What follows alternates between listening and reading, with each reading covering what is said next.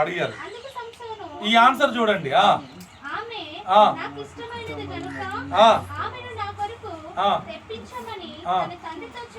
Out.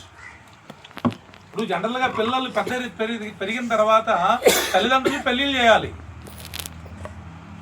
ఇప్పుడు మనం ఇప్పుడు ట్రెండే పాడైపోయింది అనుకుంటున్నాం, కానీ ఎప్పుడో పాడైపోయింది ఆల్రెడీ. ఇప్పుడు జనరేషన్ మారింది, ఇప్పుడు అప్డేట్ అయ్యారు జనాలు అనుకుంటున్నారు, కానీ ఇది ఎప్పుడు బీసీ, ఎప్పుడో లాంగ్ ఎగో. ఏమా న్యాయాధిపతి గ్రంథం అంటే మామూలు కాదు, ఇది ఎప్పుడో పాత చరిత్ర ఇది.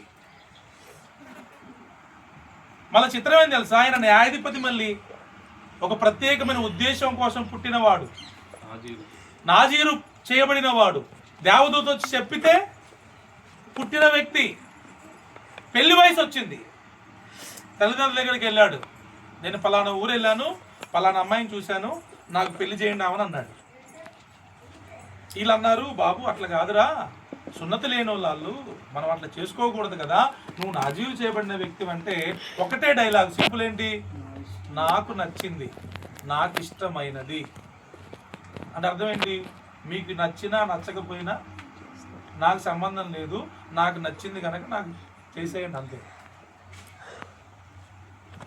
మీరు తర్వాత చదవండి, మీకు తెలుసు అనుకుంటా, పెళ్ళే కాకుండా చచ్చిపోయింది మనోడు.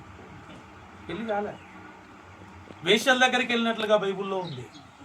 ఆమె ఇష్టపడిన ఆమె, ఎవరైతే సంసోను ఇష్టపడ్డాడో ఆమెను తన తండ్రి వేరొకరికి ఇచ్చినట్లుగా బైబుల్లో ఉంది. దీనికోసం ఫిలిస్తీన్లతో ఎన్నో గొడవలు, కొట్లాట్లు. ఒకటి గుర్తుపెట్టుకోండి, నా ఇష్టం అనేది ఎప్పటికీ కూడా డేంజర్. నా ఇష్టం అనే మాట కుటుంబములో ఉండకూడదు, కుటుంబములో ఉండకూడదు. ఉన్నది అంటే ఆ కుటుంబము చాలా కష్టపడాలి, చాలా ఇబ్బందులు పడాలి, చాలా శ్రమలు పడాలి. యాజ్ ఏ క్రిస్టియన్స్, క్రైస్తవులముగా ఫస్ట్ మనము దేవుని ఇష్టాన్ని తెలుసుకోవాలి. దేవుని చిత్తం అంటారుగా, చిత్తమన్నా ఇష్టమన్నా పర్యాయ పదాలు ఇవి. బైబిల్ గ్రంథములో దేవుని చిత్తాన్ని చేసేవాడు నిరంతరము నిలుస్తాడని దేవుని వాక్యంలో రాయబడింది. ఇక్కడున్న ప్రతి ఒక్కరూ ఒకసారి మనల్ని మనం చెక్ చేసుకుందాం. నువ్వు ఎలా బ్రతుకుతున్నావు? నీ ఇష్టానుసారంగా బ్రతుకుతున్నావా? 3 ఉంటాయండి. ఫస్ట్ ఏంటి తెలుసా? సెల్ఫ్, నా ఇష్టం. రెండోది ఏంటి తెలుసా? వేరే వాళ్ళ ఇష్టం కోసం బతకడం. ఇప్పుడు నేను వేరొక అమ్మాయిని ప్రేమించాను అనుకోండి, ఇక నా ఇష్టం ఉంటుంది. ఏంటి ఏముంటుంది? ఇక ఆ పిల్ల ఏం చెప్తుంది, ఆ పిల్లకి ఏం నచ్చుతుంది, ఆ పిల్ల ఏ కలర్ నచ్చితే ఆ కలరే నాకు నచ్చాలి. ఆ పిల్ల టేస్ట్లు ఏమైతే ఆ టేస్ట్లే నేను ఇక తప్పదిగా. ఏంట్రా ఇంతకు ముందు నీకు నచ్చినట్టు ఉండేటోనివి కదా అంటే ఆ రోజులు పోయినాయండి. ఇప్పుడు ఇక నా ఇష్టం లేదు. ఎందుకు? నేను ఇంకొకరిని ఇష్టపడ్డాను కనుక వాళ్ళ ఇష్టం కోసం నా ఇష్టాన్ని త్యాగం చేయాల్సిన పరిస్థితి. ఈ రెండిట్లోనే ఎక్కువ జనాలు బతుకుతున్నారు ఇప్పుడు. బతికితే వాళ్ళ ఇష్టం, లేదంటే భార్య ఇష్టము, భర్త ఇష్టము, పొలగాళ్ళ ఇష్టము, బంధువులు ఇష్టము, ప్రేమించిన వాళ్ళ ఇష్టము, ఫ్రెండ్స్ ఇష్టము. ఇదే ఇక లీస్ట్ ఏంటి తెలుసా? దేవుని ఇష్టం. అసలు దాని గురించి ఆలోచించే వాళ్ళే కానీ, దాని గురించి పట్టించుకునే వాళ్ళే కానీ లేరు. అందుకే ఈ రోజున కాదు, అప్పటి నుంచి కూడా కుటుంబ వ్యవస్థలన్నీ పాడైపోతూ వస్తున్నాయి. ప్రభువా, నా జీవితంలో, నా కుటుంబములో నీ ఇష్టం ఏంటి అని ఎవరైతే అడుగుతారో వాళ్ళ కుటుంబాలు కానీ, వాళ్ళ వ్యక్తిగత జీవితాలు కానీ అద్భుతంగా ఉంటాయి. చెప్పు ప్రభువా, ఏం చేయమంటావు, ఏం చేయకూడదు, ఎలా ఉండమంటావు, ఎలా ఉండకూడదు అని ప్రభువుని అడిగి ప్రభు ఇష్టాన్ని ఎవరైతే చేస్తారో వారు కానీ, వారి కుటుంబాలు కానీ బాగుంటాయి. పాయింట్కి వస్తున్నా వినండి. ఎలీమెలెకు కానీ, ఎలీమెలెకు 2 కుమారులైన మహలోను, కిలియోన్లు కానీ చనిపోవడానికి వన్ అండ్ ఓన్లీ రీజన్ ఏంటంటే వారు దేవుని ఇష్టాన్ని ఆలోచించలేదు. ఇప్పుడు న్యాయాధిపతుల గ్రంథం చివరి అధ్యాయం చివరి వచనం ఏముంది? 21-25. వారికి రాజు లేడు కనుక వాళ్ళ ఇష్టానుసారంగా బ్రతుకుతున్నారని ముగించి నెక్స్ట్ ఏంటి? రూతు గ్రంథం. నెక్స్ట్ ఏంటి? అదంతటితో ముగించి నెక్స్ట్ గ్రంథం ఏంటి? రూతు గ్రంథం. ఆ రూతు గ్రంథంలో ఇప్పుడు కరువు వచ్చింది. బెతలహేములో ఏమొచ్చింది? కరువు వచ్చింది. ఇప్పుడు బ్రతకడం కోసం ఇప్పుడు ప్రతి మనిషి కూడా మనకి చాలా ప్లాన్లు ఉంటాయి కదా. ఎన్ని ఆలోచనలు ఉంటాయి మనకి? 190 అంటారు కదా, అంతకంటే ఎక్కువే ఉంటాయి. ఇంకా సామెతల గ్రంథంలో ఒక మాట ఉంటుంది, నరుని హృదయములో ఆలోచనలు అనేకములు పుడతాయంట, కానీ యెహోవా తీర్మానమే స్థిరమైతంట. జనరల్గా మన మైండ్ ఖాళీగా ఉండదు. ఇప్పుడు కూడా ఇక్కడ వాక్యం వింటూ కూడా చాలా మంది ఎన్నో ఆలోచించే వాళ్ళు ఉంటారు. కరెక్ట్గా వాక్యం వినే వాళ్ళు తక్కువే. బండారుగూడెంలో కొంతమంది, భద్రాచలంలో కొంతమంది ఉన్న ఆశ్చర్యం ఏం లేదు. మనిషి ఇక్కడ ఉంటాడు అంతే, కానీ వాళ్ళ మైండ్ మాత్రం ఆలోచిస్తూనే ఉంటుంది. సరే, ఒక సిచ్యువేషన్ వచ్చింది, గుర్తుపెట్టుకోండి. కుటుంబం అన్నాక చాలా సమస్యలు ఉంటాయి, అవునమ్మా? పర్సనల్ ప్రాబ్లమ్స్ ఉంటాయి, ఫ్యామిలీ ప్రాబ్లమ్స్ ఉంటాయి, ఫైనాన్షియల్ ప్రాబ్లమ్స్ ఉంటాయి, హెల్త్ ఇష్యూస్ ఉంటాయి. So many kinds of problems in every family. అయితే ప్రతి కుటుంబంలో సమస్యలు కామన్ గనక మనం నేర్చుకోవాల్సింది ఏంటంటే, క్రిస్టియన్స్గా, క్రైస్తవులముగా వాటిని ఎలా సాల్వ్ చేసుకోవాలనేది మనకు తెలియాలంటే మనం ఎప్పుడూ కూడా మన సొంత ఆలోచనలు మనం బేస్ చేసుకోకూడదు. దేవుణ్ణి ఎరిగిన వారము గనక, దేవుని బిడ్డలము గనక, మన జీవితాన్ని దేవునికి సమర్పించిన వారము గనక, మన కొరకు ఒక రాజున్నాడు, ఒక నాయకుడున్నాడు, రాజులకు రాజున్నాడని ఎరిగిన వారము గనక ఫస్ట్ ప్రయారిటీ మన కుటుంబములో ప్రభువుకు ఉండాలి. ప్రభువా, ఇదిగో ఈ సమస్య వచ్చిందయ్యా, ఈ కష్టం వచ్చిందయ్యా, ఏం చేయమంటావు అని కుటుంబం అంతా ప్రభు దగ్గరికి వెళ్ళి ప్రభుని అడగాలి. అడుగుతున్నారా? మీరే మీటింగ్ పెట్టుకుంటారు అవసరం అయితే. లేకపోతే అసలు వన్ మ్యాన్ షో ఉంటుంది కొన్ని కుటుంబాల్లో. అయితే ఇక వాళ్ళు ఏం చెప్తే అదే జరగాల. భర్త డామినేషన్ అయినా ఉంటుంది, భార్య డామినేషన్ అయినా ఉంటుంది. వీళ్ళిద్దరు ఏం చెప్తే అదే. ఇంకా వీళ్ళు దైవ చిత్తమా కాదయ్యా అని అనవసరం. ఇంకా I'm the boss, you have to అంతే. టూ డేంజరస్ అన్నమాట. అది చాలా భయంకరం. ఇంకోటి ఏంటి తెలుసా? తల్లిదండ్రులు సరిగ్గా పిల్లల్ని పెంచకపోతే సటన్ ఏజ్ వచ్చిన తర్వాత సంశోధన లాగా వీళ్ళు ఇక నా ఇష్టం అంటారు. ఇక తల్లి మాట లేదు, తండ్రి మాట లేదు. వీళ్ళు తల్లిదండ్రులు ఇప్పుడు తోలు బొమ్మలు అన్నమాట. వీళ్ళు ఎట్లా ఆడిస్తే అట్లా ఆడాలి. చిత్రం ఏంటంటే అసలు ఇప్పుడు చిన్నపిల్లలే తల్లిదండ్రులు ఆడిస్తున్నారు. ఇప్పుడు పెద్దోళ్ళైన దాకా కాదు. ఓ పిల్లకి 4-5 సంవత్సరాలు వచ్చినాయి అంటే, ఓ పిల్లగాడిని 4 సంవత్సరాలు వచ్చినాయి అంటే తల్లి ఏం చేయలేని పరిస్థితి. అమ్మ ఎందుకు కొనిచ్చినావమ్మా అంత జరుగుతుంది ఐస్ క్రీమ్ అంటే, ఏం చేయాలన్నయ్యా అమ్మ ఇంత వయసులోనే ఏం చేయాలంటే, మరి ఇక ముందు నువ్వేం చేస్తావమ్మా అంటే, ఏ తప్పట్లేదు అన్నయ్య. ఎలీమెలెకు కుటుంబ యజమానుడు, అవునా కాదా? బాగా వినండి. ఎలీమెలెకు ఎవరంటే కుటుంబ యజమానుడు. దేవుడు ప్రతి పురుషుణ్ణి, ప్రతి కుటుంబానికి యజమానునిగా దేవుడే నియమించారు. బైబిల్లో ఆర్డర్ ఉందిగా. యేసుక్రీస్తుకి శిరస్సేమో తండ్రి, సంఘానికి శిరస్సేమో యేసుక్రీస్తు, స్త్రీకి శిరస్సేమో పురుషుడు, భర్త. ఇది ఆర్డర్, బైబిల్ ఆర్డర్ ఇది. ఇప్పుడు బాస్ ఎవరు ఈ కుటుంబానికి? ఎలీమెలెకు. కరువు వచ్చింది, ఇప్పుడు బ్రతకాలి, ఏం చెయ్యాలి? ఎలీమెలెకు ఏం చేయాలి? ప్రభు దగ్గరికి వెళ్ళి, ప్రభు మా పరిస్థితి ఇలా ఉంది, మరి ఏం చేయమంటావయ్యా అని ప్రభువుని అడగాలి. ఫస్ట్ ప్రయారిటీ ప్రభువుకే. ప్రభువుని అడిగి సలహా తీసుకోవాలి. ఒకవేళ డైరెక్ట్ కనెక్షన్ ప్రభుతో లేదనుకోండి, ఏమా నెక్స్ట్ ఆప్షన్ ఎవరు? స్పిరిచువల్ ఫాదర్ ఉంటారు. Heavenly father, next spiritual father, ఆత్మీయ తండ్రి ఉంటాడు. అదే చెప్పాగా, ఇప్పుడు మోషే, యెహోషువ వీళ్ళందరూ రాలే కదా, అయ్యా మరి ఇట్లుంది పరిస్థితి, ఏం చేయమంటారు ఏంటి అని వాళ్ళని అప్రోచ్ అవ్వాలి. కానీ చిత్రం ఏంటంటే ఇప్పుడు వీళ్ళకి ఎవరు లేరు? నాయకులు లేడు, లీడర్ లేడు. కాబట్టి ఇప్పుడు వీళ్ళకి అడిగేది ప్రభువునే. మరి వాళ్ళు ప్రభువుని అడిగారో లేదో తెలియదు, ప్రభు వాళ్ళకి చెప్పారో లేదో తెలియదు. మొత్తం మీద ఒక రాంగ్ డెసిషన్ తీసుకున్నారు. ఏంటంటే మోయాబు దేశానికి వెళ్ళాలి అనేది ఒక రాంగ్ డెసిషన్ అంటే తెలుగులో చెప్పండి. చెడు నిర్ణయం తీసుకున్నారు. తప్పుడు నిర్ణయం. ఎందుకంటే మోయాబు దేశము శపింపబడిన దేశం అది, అవునా? అక్కడికి వెళ్ళకూడదు. శాపం వేలుబడి చేసే దేశానికి వెళ్ళి ఆశీర్వదించబడగలరా?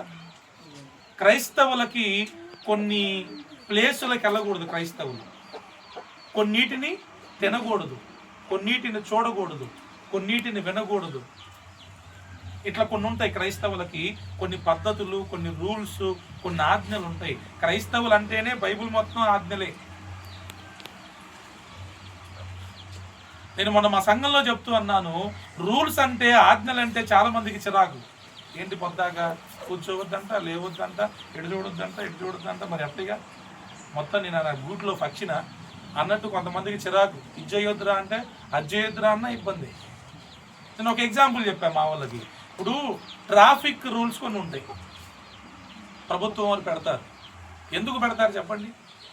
మా క్రాస్ అయితే డబ్బులు ఎక్కువ సంపాదించుకుందామనే, అంటే ఎవరన్నా ఈ లిమిట్స్, ఈ రూల్స్ క్రాస్ అయితే డబ్బులు బాగా గవర్నమెంట్కి వస్తాయి కాబట్టి ఇక మనం అందుకే ఈ రూల్స్ పెడదామని పెట్టారు. ఏంటి ఉద్దేశం? ఏంటి పెట్టడానికి ఉద్దేశం ఏంటి? ప్రజలు క్షేమంగా ఉండాలి, ప్రజలు క్షేమంగా ప్రయాణం చేయాలి, ప్రజలకు ఎటువంటి యాక్సిడెంట్స్ జరగకూడదు, ప్రాణాలు పోకూడదని ఒకే ఒక మంచి ఉద్దేశముతో తప్ప డబ్బులు దండుకోవడానికి కాదు. హెల్మెట్ పెట్టుకోవాలా, ఎంట్రుకలు ఊడిపోతాయి. అయినా మరి ఎంట్రుకలు ఊడిపోవడం కావాలా, నువ్వు ఊడిపోవడం కావాలా? ఎంట్రుకలు ఊడిపోతాయని ఆలోచించడం అనుకో, ఎవరు ఊడిపోతారు? అర్థమవుతుందా? ఏ ఆజ్ఞ కూడా, ఏ రూలు కూడా మనకు నష్టం కోసమో మన కష్టం కోసమో కాదు పెట్టింది. దేనికోసం? మన క్షేమం కోసం. ప్రభు బైబిల్లో చాలా ఆజ్ఞలు పెట్టాడు. అవన్నీ పాటిస్తే చాలా బాగుంటారు. గుర్తుపెట్టుకోండి, కొన్ని ఆజ్ఞలు పాటిస్తే కొంచెమే బాగుంటారు, ఎక్కువ ఆజ్ఞలు పాటిస్తే ఎక్కువ బాగుంటారు. స్కూల్లో కూడా డిసిప్లిన్కి మార్కులు ఉంటాయి. నేను మా పిల్లల ప్రోగ్రెస్ కార్డు చూస్తున్నా. స్కూల్లో క్లాసులో మన పిల్లలు ఎంత డిసిప్లిన్గా ఉంటున్నారో వాటికి కూడా గ్రేడ్లు ఉంటాయి, మార్కులు ఉంటాయి. ప్రభు పరలోకము నుంచి నరులను ఆకాశం నుంచి తొంగి చూస్తున్నాడంట. ఉందా బైబిల్లో? లేదా? మన వ్యక్తిగతంగా ఎలా ఉంటున్నామో, కుటుంబంలో ఎలా ఉంటున్నామో దేవుడు మనల్ని గమనిస్తూనే ఉంటాడు. రూల్స్ అతిక్రమించామనుకోండి, ఖచ్చితంగా ఫైనే. యేసు ప్రభు బైబిల్లో మీరు గమనిస్తే గనక అసలు మొట్టమొదటి మనిషి భూమి మీద పుట్టినోడు ఎవరు? కయ్యూను. పుట్టినోళ్ళు కయ్యూను తప్పు చేస్తే చూసి చూడనట్టు వదిలేశాడా? పరలోకం నుంచి భూమి మీదకి దిగొచ్చి ఏందిరా నువ్వు చేసిన పనని శపిస్తే శాపగ్రస్తుడైపోయాడు, దేశదిమ్మరైపోయాడు. కొన్ని అధ్యాయాల ముందుకు రాగానే 7వ అధ్యాయంలో 8వ అధ్యాయంలో దేవునికి బీపీ లేసి పెద్ద జలప్రలయాన్ని తీసుకొచ్చి మొత్తం స్మాష్ చేసి పడేశారు నోహ కుటుంబం తప్ప. ఇంకొంచెం ఆదికాండంలో ముందుకు రాగానే సొదొమ గొమొర్రా పట్టణం పాపం ఎక్కువైందని తెలిసి మరలా పరలోకం నుంచి భూమి మీదకి వచ్చి ఇప్పటికీ గడ్డి మొలవకుండా చేసింది ఆ దేశాన్ని, అగ్ని కుమ్మరించాడు. అంటే ఏమర్థం అవ్వాలి మనకి? మనల్ని సృష్టించిన సృష్టికర్త మనం చేస్తున్న ప్రతి మంచి పనిని చూస్తున్నాడు, చెడు పనిని చూస్తున్నాడు. దానికి తగ్గట్టుగానే ఆయన ప్రతిఫలాన్ని కూడా ఇస్తాడు అనే భయం ప్రతి క్రైస్తవుని గుండెల్లో ఉండాలి. అప్పుడు వాళ్ళ ప్రవర్తన బాగుంటుంది. నువ్వు చేసే కాల్స్ కానీ, నువ్వు చేసే చాటింగ్ కానీ, నువ్వు కలుసుకునే వ్యక్తులు కానీ, నీ హృదయంలో ఉన్న ఆలోచనలు కానీ మనుషులకు తెలియకపోవచ్చు, కానీ ఎవరికి తెలుసు? వదిలిపెట్టడు. ఎంత ప్రేమిస్తాడో అంతే శిక్షిస్తాడు. అది నిజమైన ప్రేమ అంట. గారాబం మనం ప్రేమ అనుకుంటాం కానీ అస్సలు కాదంట. గారాబం ప్రేమ కాదంట. బెత్తము వాడని వాడు తన కుమారునికి విలన్. మరి మీరేమో నేను బాగా ప్రేమిస్తున్నా సార్ మా అమ్మాయిని, బాగా ప్రేమిస్తున్నా మా అబ్బాయినని కొంతమంది గర్వంగా ఏం చెప్పుకుంటారు తెలుసా, మా అబ్బాయికి ఇప్పుడు 20 ఏళ్ళు వచ్చినాయి, ఇంతవరకు ఒక్క దెబ్బ కూడా కొట్టలేదు తెలుసా అంటారు. వాళ్ళంత పిచ్చోళ్ళు ఇంకోళ్ళు లేరు.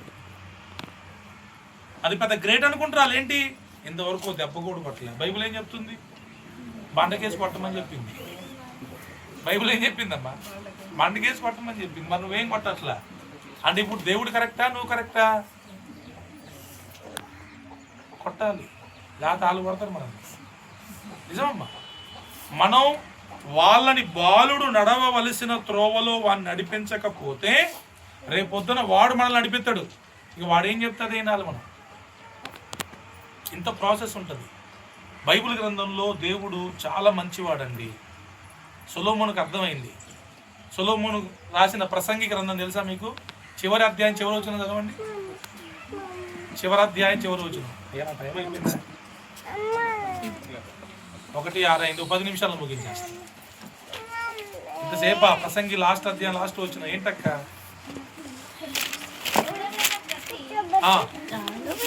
గూఢమైన ప్రతి అంశమును గూర్చి దేవుడు విమర్శ చేయనప్పుడు ప్రతి క్రియను అది మంచిదే గాని చెడ్డదే గాని అంతే. గూఢమైన అంశం అంట అంటే ఏంటి తెలుసా? సీక్రెట్లు. మనం ఇక్కడ మెయింటైన్ చేసే సీక్రెట్లన్నీ ఒక రోజున దేవుడు మొత్తం తీర్పులోకి తీసుకొస్తారంట. అవి మంచి అయినా చెడ్డ అయినా వాటిని బట్టే మనకి జడ్జిమెంట్ ఉంటుంది. అసలు రియల్ జడ్జ్ చేసి ప్రభువే తెలుసా? లంచం తీసుకోడు, పక్షపాతం చూపెట్టడు, ఒకరి పక్షంగా మాట్లాడు. Is the real judge.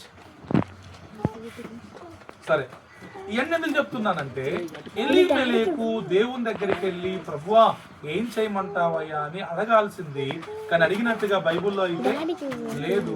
ఒక తప్పుడు నిర్ణయం తీసుకున్నాడు. తీసుకొని మోయాబు దేశానికి వెళ్ళాడా? వెళ్ళగానే ఫస్ట్ చనిపోయింది ఎవరు?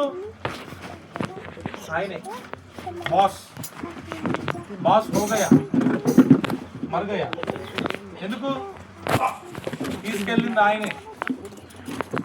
చిత్రం చూడండి, ఆయన చనిపోయిన తర్వాత నెక్స్ట్ బాస్ ఎవరు కుటుంబంలో?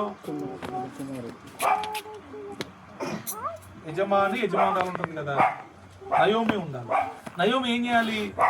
అరే బిడ్డల్లారా కొంచెం తేడాగా ఉంది వారం, వి విల్ గో బ్యాక్ అనాలనా? అనలా. 2 పిల్లలను చూసి పెళ్లి చేసింది. ఆ పిల్లలు ఎవరు? మళ్ళీ మోయాబీలే. అయ్యో నా భర్తను కోల్పోయాను నేను, మంచిది కాదనుకుంటా, వెళ్ళిపోతా వెనక్కి అనుకుని వెళ్ళిపోతే ఆ ఇద్దరు బతికే వాళ్ళేమో. అక్కడే ఉంది. చిత్రం ఏం తెలుసా? ఇద్దరు చనిపోయారు. వాళ్ళిద్దరు చనిపోయారు. కనీసం వీళ్ళైనా ప్రభుని అడగాల్సింది, ప్రభు మరి వీళ్ళని చేసుకోవచ్చా చేసుకోవద్దా? పెళ్లిళ్ళ విషయంలో చాలా జాగ్రత్తగా ఉంటారండి. ప్రభువుని అడిగి కనుక పెళ్లి చేసుకోకపోతే మీకు మామూలుగా ఉండదు. ఎవరం ఈ రోజు పెళ్ళి. దేవుడి చిత్తములో ఉన్న వ్యక్తులు మీ జీవితంలోకి భాగస్వాములుగా రాకపోతే మీకు రోజు పెళ్ళి, దినాలు తద్దినాలు కూడా ఉంటాయి. అలా వీళ్ళు అడగలేదు, చేసేసుకున్నారు, ఇద్దరు చనిపోయారు.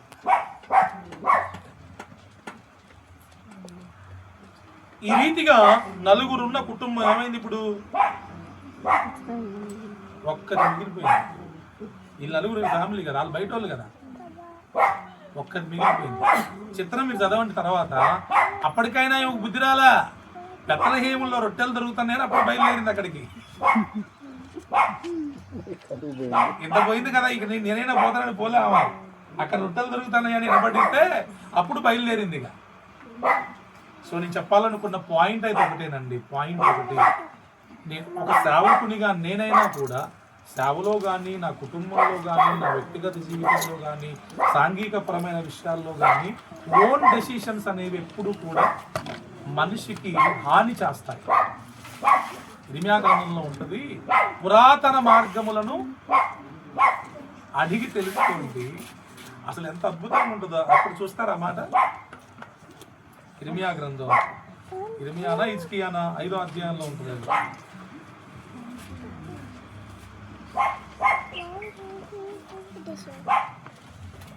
వర్క్ లేదా?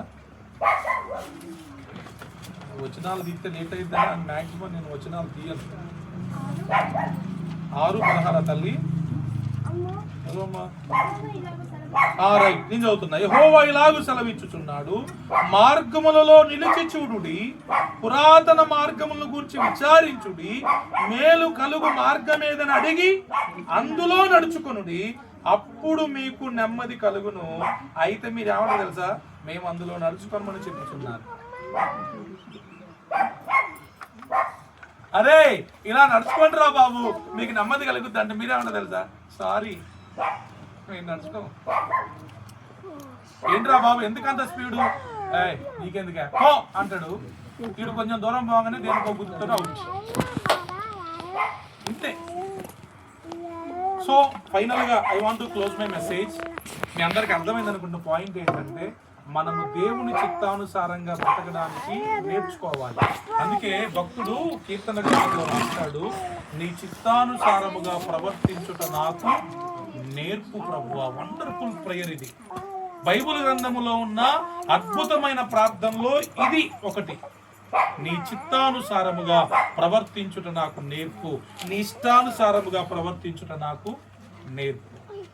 ఇల్లు కట్టుకునే విషయంలో కానీ, పెళ్లి చేసుకునే విషయంలో కానీ, పిల్లల్ని కనే విషయంలో కానీ, లేకపోతే పిల్లల్ని కనకుండా ఫ్యామిలీ ప్లానింగ్ చేసుకునే విషయంలో కానీ, లేకపోతే మన పిల్లల్ని ఏ స్కూల్లో వేయాలో అది కానీ, ప్రతిదీ బిజినెస్ స్టార్ట్ చేసేటప్పుడు కానీ, ఏదైనా ఉద్యోగం కోసం ప్రయత్నిస్తున్నప్పుడు కానీ ఖచ్చితంగా దేవుని చిత్తాన్ని అడగాలి. మన దేవుడు ఎవరు తెలుసా, రాయో రప్పో చెట్టో పుట్టో కాదు చెప్పకుండా ఉండడానికి. ఈజ్ ఏ లివింగ్ గాడ్, జీవించుచున్న దేవుడు, సజీవుడు. ఆయన మాట్లాడతాడా లేదా? నేను మా గురువు గారి సాక్ష్యం విని మారు మనసు పొందా. ఐఐటిలో టాపర్ మన సుధీర్ గారు వచ్చారు, మా గురువు గారు. ఐఐటిలో టాపర్ ఆయన. సెంట్రల్ గవర్నమెంట్ జాబ్ వచ్చింది, అమెరికాకి ఆఫర్ వచ్చింది ప్యాకేజీ. ప్రభు మాట్లాడితే జాబు రిజైన్ చేశాడు, అమెరికా వచ్చిన ఆఫర్ని రిజైన్ చేశాడు. కుటుంబంలో వాళ్ళు తిట్టి కొట్టి ఇంట్లో నుంచి బయటికి గెంటేస్తే ఒక మారుమూల ప్రాంతానికి దేవుడు చెప్తే వెళ్ళి అక్కడ సేవ చేసి, అక్కడి నుంచి ఒక సంఘాన్ని కట్టి మళ్ళీ మంగళగిరి వచ్చి ఇక్కడ సేవ చేస్తున్నాడు. ఆ టైంలో నేను ఆయన దగ్గరికి వెళ్తే ఆయన సాక్ష్యాన్ని విని నేను పిచ్చోడిని అయిపోయినా. దేవుడు మాట్లాడడం ఏంటి, జాబ్ వదిలిపెట్టడం ఏంటి, అమెరికా వదిలిపెట్టడం ఏంటి? అప్పటి వరకు నాకు తెలియదు, క్రిస్టియన్నే కానీ నేను దేవుడు మాట్లాడతాడనే విషయం నాకు తెలియదు. నాలాంటి వాళ్ళు చాలా మంది ఇక్కడ ఉండే ఉంటారు. మీరు పేరుకే దేవుడు మాట్లాడతాడని తెలుసు కానీ నిజంగా మాట్లాడతాడనే నమ్మకం కానీ, మాట్లాడిన అనుభవం కానీ లేని వారు చాలా మంది ఉంటారు. అప్పుడు నాకు అర్థమై నాతో కూడా మాట్లాడు ప్రభు అని ప్రార్థన చేయడం మొదలు పెడితే నాతో ప్రభు మాట్లాడడం ప్రారంభించాడు.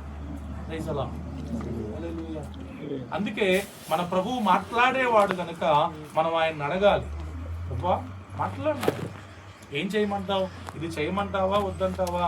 అపోస్తుల కార్యంలో దేవుని ఆత్మ వారిని ఆసియాకు వెళ్ళనీయలేదంట. వాళ్ళు ఏమనుకున్నారు, they want to go Asia, కానీ ప్రభు ఏమంటున్నాడు, నో డోంట్ గో.